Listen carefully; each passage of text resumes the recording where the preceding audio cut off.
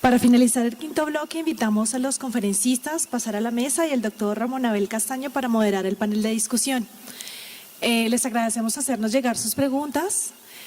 Nuestros colaboradores van a pasar recogiéndolas. El doctor Ramón Abel es médico del Instituto de Ciencias de la Salud CES, PhD en Política y Salud Pública de la Escuela de Higiene y Medicina Tropical de Londres, Inglaterra. Tiene una maestría de Ciencia de Gestión y Política en Salud de la Escuela de Salud Pública de la Universidad de Harvard y es especialista en gerencia hospitalaria de la Universidad EAFIT. Aló. Continuando entonces con nuestro panel, pues ayer la idea era hacer hoy el panel con todos los casos que vimos entre ayer y hoy, porque era un panel, un módulo muy extenso. Y de hecho pues es donde queríamos como profundizar más para entender todos los avances y los retos tan importantes que hay en la prestación, que es donde realmente se consumen los recursos y se enfrentan estos retos financieros. Desafortunadamente no pudimos hacerlo todo junto porque varios de nuestros expositores internacionales de ayer viajaban en la noche o temprano en la mañana hoy, entonces queríamos aprovechar ayer para no dejarlos ir sin poder hacer un debate y aportar sus preguntas. Pero entonces hoy tenemos a Juan Carlos y a Sandra y de alguna manera continuando con la tendencia que veníamos observando ayer en las presentaciones de ayer, pues quisiera aprovechar las dos presentaciones tan interesantes que hemos tenido para empezar con una pregunta de nuevo con el tema de coordinación. Ayer le preguntaba yo a los panelistas en este proceso tan complejo, tan lleno de actores, de escenarios de atención, de disciplinas del conocimiento, que tienen que ir de una manera secuencial casi que contrarreloj y que implican unos retos de coordinación importantísimos. Veíamos cómo en el modelo indio pues se habla de unos tiempos que uno ni se los imagina, ¿cierto? De 4 días de sospecha a inicio de tratamiento. Otros hablaban de unos tiempos un poco más largos, pero siempre el reto de la coordinación está ahí concreto, ¿no? Porque el paciente puede, durante esos tiempos que mencionaba Sandra, al final, cuando son tan largos, pues puede el paciente incluso cambiar de estadiaje y ya el tratamiento no le sirve. Juan y Sandra, cuéntenos un poquito entonces cómo es el tema de la coordinación para reducir esos tiempos. Sandra ya nos contó un poquito de la investigación, pero yo quiero, Juan, que nos respondas específicamente a ese punto de la coordinación y de la reducción de los tiempos. Bien, muy interesante, Ramón, la pregunta, porque ha sido una preocupación que he tenido desde bastantes años atrás. En el caso y en el modelo que nosotros tenemos, el paciente tiene la cobertura a partir del diagnóstico anatomopatológico positivo. Ahí podemos ver vulnerados tiempos en que el paciente se hizo, digamos, el inicio de su tratamiento por fuera de nuestra red y puede haberse demorado en consultar o en acceder al servicio o al plan de beneficios que tiene con nosotros. Cuando el paciente se hace un despistaje y se obtiene el diagnóstico positivo, está, digamos, si no hay una preferencia de un médico en particular, las citas están disponibles para el mismo día, máximo al día siguiente. Si ya hay una preferencia de un médico en particular, doctor Henry Gómez, por uno de los oncólogos más recurridos por los afiliados nuestros, ahí sí tengo dificultades, ¿cierto? Porque sus citas pueden estar a 15 días, 20 días, y si ha estado en algún congreso, pues obviamente se extienden más esos tiempos. En este momento estamos justamente haciendo un proceso de reevaluación de los procesos, perdón la redundancia, de modo que a partir del diagnóstico anatomopatológico positivo, la persona simplemente puede acceder al servicio asistencial, o sea, sin que tenga que recurrir a un proceso administrativo de autorización que hoy se tiene.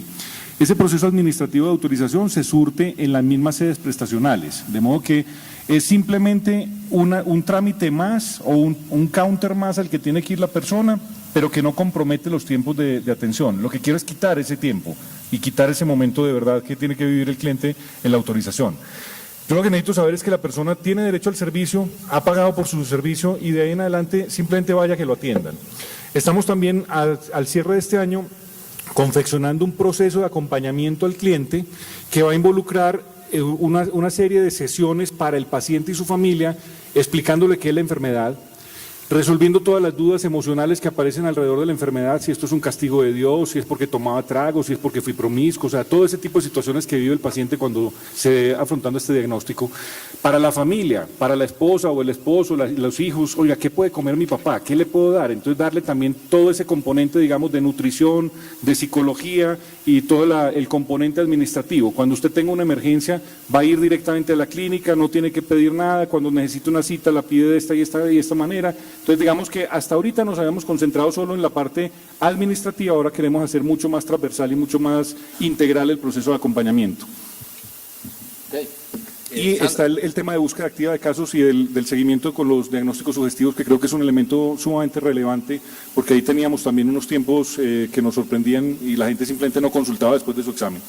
Ok, Sandra, para enfocar un poco más tu pregunta, porque pues algunas de las cosas que presentaste ya las responden, pero yo quisiera saber, con base en lo que encontraste en esos estudios de caso y lo que tú conoces del resto del sector y lo que has trabajado en cáncer, sobre todo en modelos de atención en cáncer, ¿cómo ves tú las diferencias de estos casos de estudio en el tema de coordinación? O sea, ¿se han hecho avances importantes? ¿Hay algo que aprender allí para el resto? Definitivamente en los estudios de casos se ha hecho un avance sobre todo en el tema de coordinación entre el prestador y el asegurador.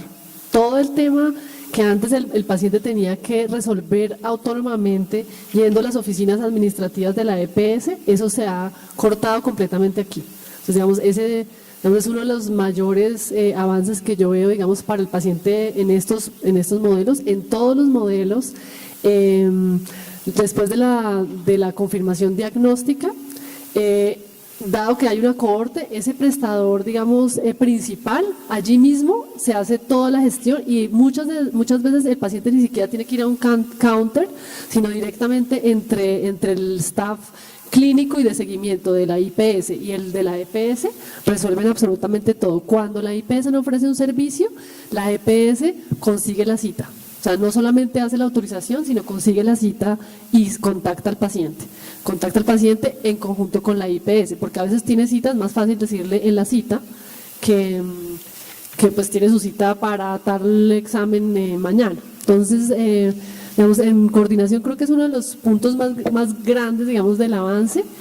Pienso que hay, digamos, hay ciertas cosas que a esa coordinación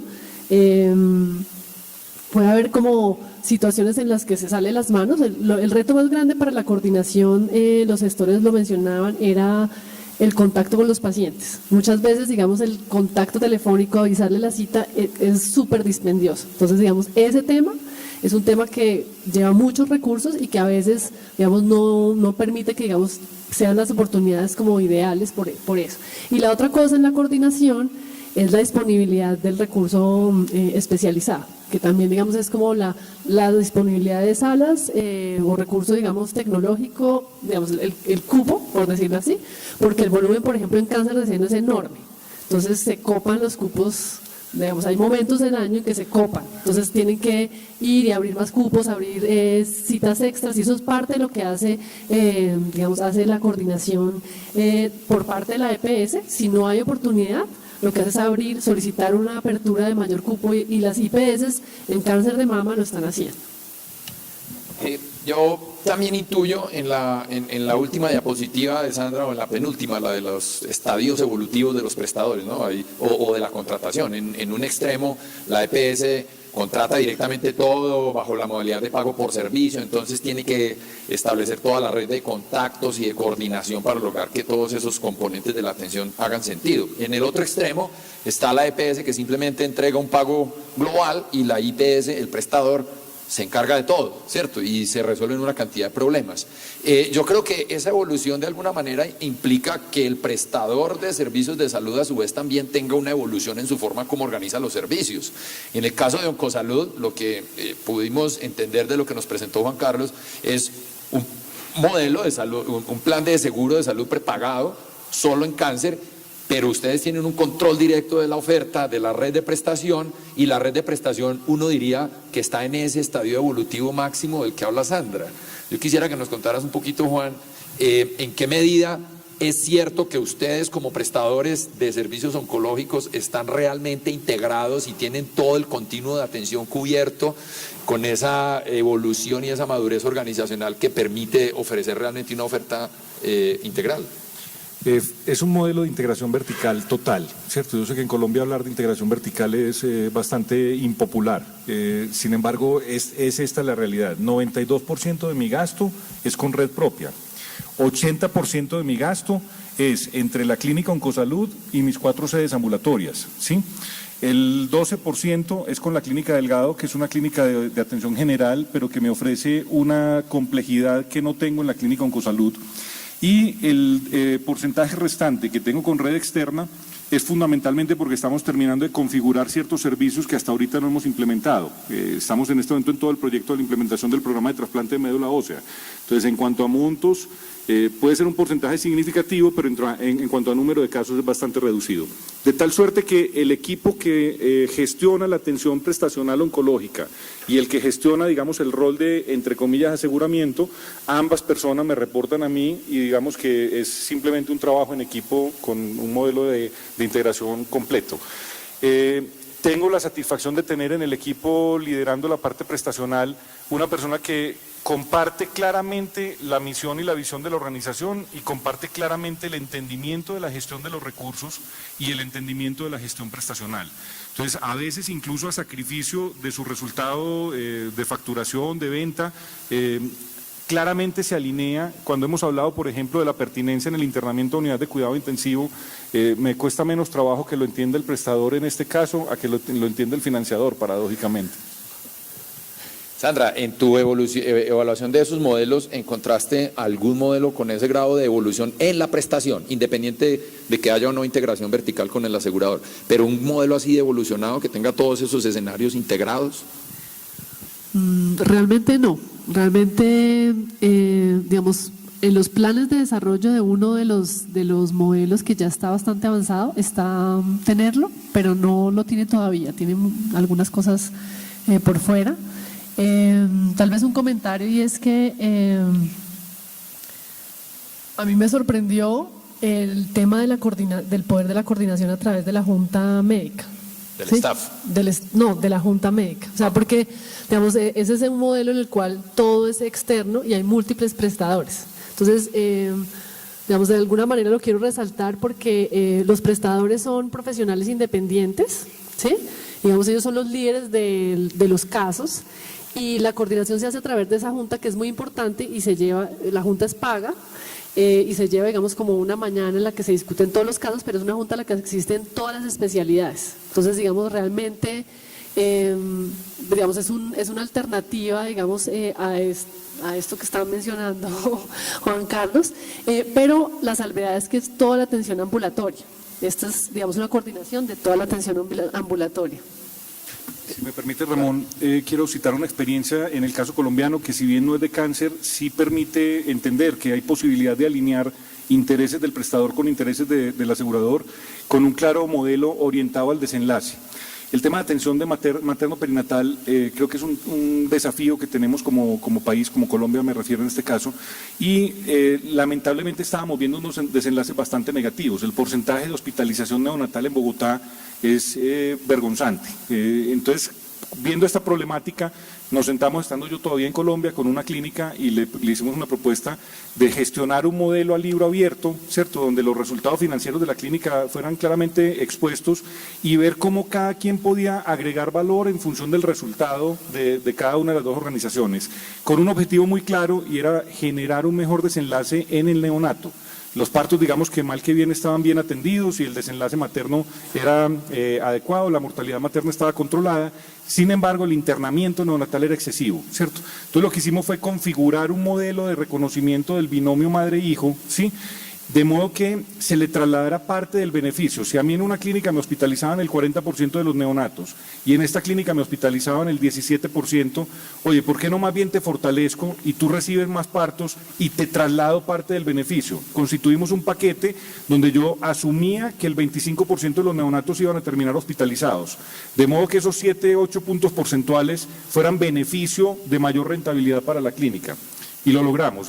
Creo que ahí hubo un nivel de entendimiento y de alineamiento, pero también había que pensar como asegurador de una manera diferente y es, oye, te voy a pagar mucho mejor, pero tú me estás entregando al final un desenlace en salud bastante mejor. Y la otra cosa del desarrollo de los prestadores que me parece interesante es que yo pregunté, cuando pregunté en el lado del prestador si había incentivos económicos, ¿sí? La mayoría dijo, nosotros todavía no nos sentimos seguros de hacer eso. De asumir riesgo. De asumir riesgo, exacto. Entonces, nosotros tenemos información, tenemos mucha información que estamos recopilando, pero aún no nos sentimos tranquilos con eso, con asumir algo del riesgo o con digamos, compartirlo, o sí, no tenían como esa tranquilidad. Bueno, Juan, mencionaste en tu presentación un tema de volúmenes y resultados, que me parece que es clave en cáncer, y esa referencia a la presentación de Porter creo que lo ilustra muy bien. Una anécdota que yo siempre cuento, de pronto algunos de los que me han escuchado en clase me recuerdan esta anécdota, que alguna vez mi esposa tuvo una necesidad médica de una cirugía y yo llamé al director médico de mi plan de salud, que era Juan Carlos, y le pregunté, nunca decía el nombre, pero ya lo digo porque lo tengo al frente, y le pregunté, Juan, de estos médicos de tu directorio, ¿qué médico me recomiendas? Y me dio un nombre. Y después le pregunté, ¿y por qué me lo están recomendando? Y me dijo, porque es muy buen médico, porque es muy querido, porque tiene muy buen récord con nosotros. Le dije, ¿tienes algún dato de cuántos procedimientos de este tipo realizan el año? No sé si te acuerdas de la respuesta, Juan. No tengo ni idea y nadie tiene esa información. Eso fue ya como en el 2006, más o menos 2005, hace tiempo. Yo, que era un obsesivo de esa información para poder tomar una decisión informada, me quedé perdido, ¿cierto? Y Juan, pues desafortunadamente no me pudo dar la respuesta, no porque no quisiera, sino porque no la tenía, así de simple. ¿Qué tan factible es que realmente esa competencia por resultado, o por lo menos por volumen, que se supone que es un predictor de buenos resultados, qué tan factible es esa competencia? ¿Realmente eso sí está moviendo el mercado en un contexto como en el colombiano, donde el usuario no es el que escoge, sino el pagador es el que escoge? ¿Realmente ves que hay un futuro en ese sentido, en la competencia por volumen y posiblemente por resultados? Solo hay una forma de hacer las cosas y es hacerlas bien. Eso no reditúa en el corto plazo, ¿sí? Pero sí empieza a redituar en el largo plazo. Creo que cada vez cada uno de los actores va tomando más conciencia de la gestión por resultados y de la gestión por desenlaces. Me remonto a una anécdota cuando empezamos a medir todo este tema de desenlaces y empezamos a medir la red en Colombia a través de una metodología de cuadro de mando integral. Salió una de las gerentes o de los gerentes de una clínica y me dice, ay, lástima que no nos pudiste acompañar, Juan Carlos, pero voy feliz, muy buenos resultados. Y le dije, no, espérate un momentico que entonces no nos estamos comunicando. Acabamos de ver que tienes 45% de hospitalización neonatal. Tú tendrías, si yo soy tu asegurador y voy a atenderte en tu clínica, tú tendrías tu bebé en ese modelo. Yo no, ¿cierto? Entonces, en algo no nos estamos comunicando, ¿sí? Eso en este momento creo que no se está pagando. O sea, el esfuerzo que nosotros hacemos en Perú, el tener estos resultados, no tengo clientes como Ramón Abel, es el único, y bueno, me halagaba tenerlo, pero era una ladilla. Pues, uno sufriendo para cuadrar el PIG del año, preocupado pues por los recobros y no sé qué, el señor preguntando de cuántas cirugías hace y cuál es el desenlace y cuál es la tasa de complicación y la tasa de infección de este doctor, ni modo. Clientes informados. En esa época, a duras penas, lográbamos consolidar la base de datos de los médicos que hacían parte del staff, pero bueno. Los clientes hoy no le alcanzan a dar una apreciación, pero nuevamente termino con lo que empecé. Hay una sola forma de hacer las cosas y es hacerlas bien. Yo creo que a lo largo del tiempo la gente va empezando a sentir o intuitivamente va empezando a percibir que hay quienes le entregan un mejor servicio, ¿sí? Y yo creo que ya cada vez la gente sí empieza a tomar más conciencia de evidencia, de información, de cifras, de datos para tomar sus elecciones. Pero que yo te diga, mira, el crecimiento de Oncosalud en Perú obedece a que nosotros tenemos 69.9% de sobrevivencia y los demás no tienen nada de qué hablar. No hay otra compañía que pueda decir, este es mi ratio de supervivencia, porque no lo miden, ¿cierto? Entonces nadie nos prefiere por eso, o tal vez los Ramón Abel Castaños que haya en Perú lo hayan hecho, pero serán 3 o 4 de los 765,000 clientes que tengo. Sandra, ¿viste algo en el tema de resultados ¿Compiten por resultados esos prestadores? ¿Los pagadores escogen a los prestadores de acuerdo a sus resultados clínicos? No. No los escogen porque todavía o sea, no hay como una competencia. Hay un prestador que tiene resultados en leucemia linfoide aguda, el otro no, pero no tiene el volumen suficiente para atender todos los casos. Sí, entonces como no se puede escoger porque básicamente no están los resultados para escoger. Por otro lado, sí hay un enfoque en algunos, digamos, en todas las contrataciones hay un enfoque en los tiempos de oportunidad. O sea, digamos, hay una conciencia y hay, digamos, como una intención en los tiempos de oportunidad. No llegan a resultados, pero todos están midiendo el porcentaje de estadios tempranos. Entonces, digamos, ahí indirectamente estamos midiendo un resultado. Sí, Pero o sea, no es un factor de decisión para la elección del pero no prestador. es un factor de decisión en la contratación. El factor de decisión crítico es que la IPS quiera trabajar en un modelo en el cual se comparte información, permita que, por ejemplo, la EPS esté dentro de la institución y compartan, digamos, la información del individuo y además ofrezca la mayor cantidad de servicios. Creo que esa es como la más importante. La mayor integralidad posible. Bien, preguntas rápidas. Juan, ¿es aplicable ese modelo prepagado en Colombia donde todo el mundo saca su carnet del post para el cáncer y el de la prepagada prácticamente no sirve? Esperaba que Ramón no me hiciera esta pregunta. A ver. Sigue siendo ladilla. Sigue siendo ladilla. Claramente replicable en Colombia, ¿sí? Y por qué digo que esperaba que no me lo hiciera es que creo que podríamos el día de mañana nosotros contemplar la opción de estar explorando oportunidades acá. Pero bueno, creo que todo el mundo sabe que es cáncer. Si le preguntas al taxista, al portero del edificio, a la empleada de servicios o al presidente de la compañía, a alguien, blanco, mono, negro, rubio, iletrado o muy versado, todo el mundo ha tenido contacto con el cáncer.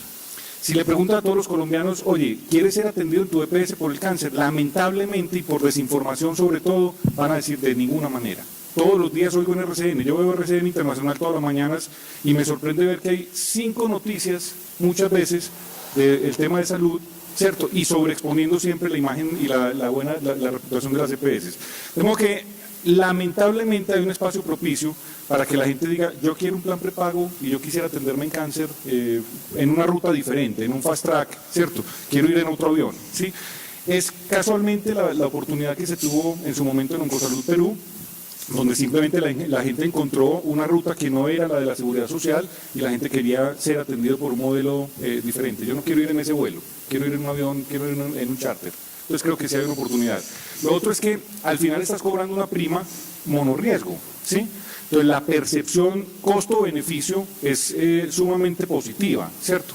Pago relativamente poco por una percepción de algo que realmente en algún momento de la vida voy a necesitar y voy a tener que utilizar y que me sobreexpone seriamente a un proceso de atención que quizá no quiero tener, ¿cierto?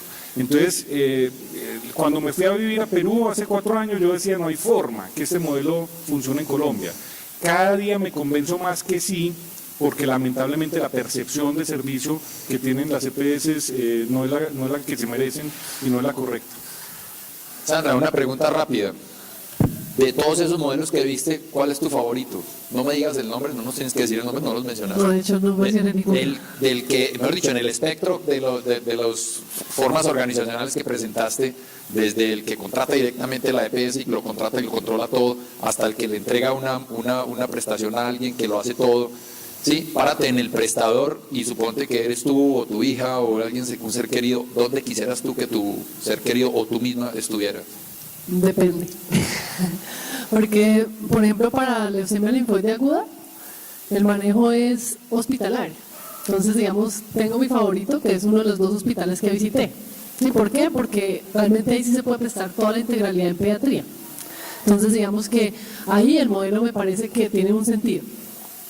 En los otros, que la mayoría del manejo es ambulatorio, entonces tendría otro favorito. ¿Sí? Tendría un favorito que es diferente. Sí.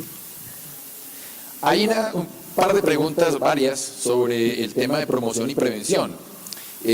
Pues Sandra nos contaba algo de los hallazgos en la búsqueda activa, en la inducción de estilos de vida saludables, ya lo que es la promoción de la salud y la prevención de la enfermedad. Evidentemente en el modelo de Oncosalud la mejor apuesta que ustedes pueden hacer, dado que es un seguro monorriesgo, es detectar, primero evitar el cáncer y segundo detectarlo lo más rápido posible, ¿sí?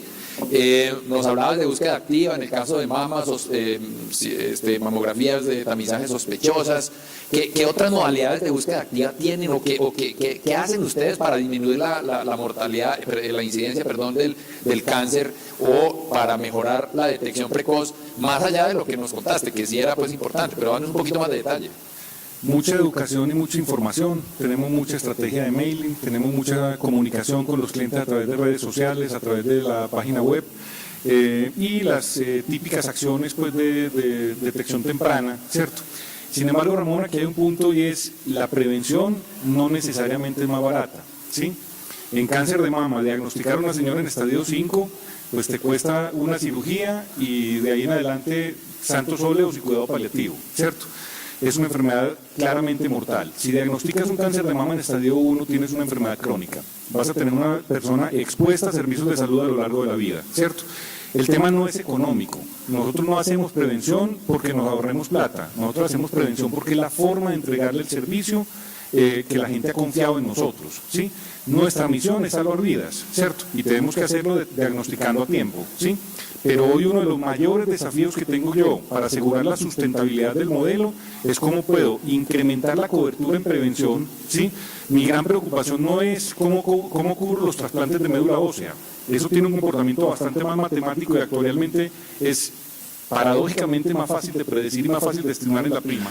Mi gran desafío es cómo logro profundizar la cobertura poblacional e intensificar las acciones de prevención. Sandra, ¿qué tienes para contarnos de las actividades de promoción y prevención? ¿De verdad sí lo hacen con esa misma filosofía que plantea Juan Carlos en Oncosalud o es porque hay una norma que lo obliga, hay una norma que lo exige o tienen una acción, una determinación más proactiva de buscar los casos para con ello pensar de pronto en generar más salud o en ahorrar dinero?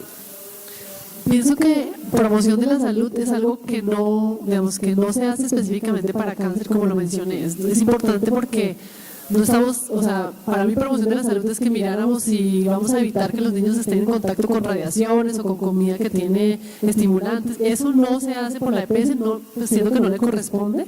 Algunas de ellas lo que hacen es convenios para promover estilos de vida saludables. Entonces, en promoción, digamos que lo hacen en general, como hacen todo lo de promoción. Digamos, como la promoción general de enfermedades crónicas. En prevención, pienso que ahí hay dos temas y es el tema crítico hoy en día para todas las EPS y en el cual están sensibles y hacen mucho más de lo que dice la norma, es el tema de cáncer de mama.